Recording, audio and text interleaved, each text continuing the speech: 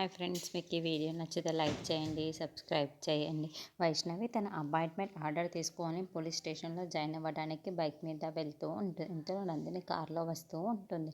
అలా వాళ్ళు చూడకుండా ఒకరినొకరు గుద్దుకుంటూ ఉంటారు. ఇంతలో అక్కడున్న వైష్ణవికి అయితే చాలా కోపం వచ్చేసి, ఎవర్రా నువ్వు, మర్యాదగా దిగుదు, ఎందుకు ఇలా డ్రైవ్ చేస్తున్నావు, ఎవరైనా ఇలా డ్రైవ్ చేస్తారా, తాగేసి డ్రైవ్ చేస్తున్నావా ఏంటి అని చెప్పేసి నందిని డ్రైవర్ని చాలా గట్టిగా కొడుతూ ఉంటుంది.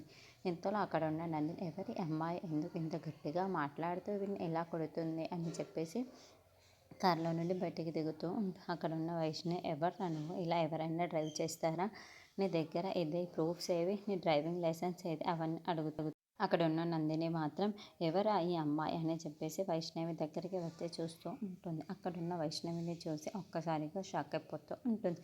ఏంటి ఇది నిజంగానే వెన్నెలా ఉంది, అంటే ఇది వైష్ణవి కదా, వైష్ణవి ఎలా బ్రతకగలిగింది, వైష్ణవి నేను ఆ రోజే కదా చంపేశాను, అలాంటిది ఇప్పుడు ఎలా బ్రతికి నా ముందు ఎలా నిల్చుంది అని చెప్పేసి అనుకుంటూ అక్కడున్న వైష్ణవిని చూస్తూ ఉండిపోతుంది.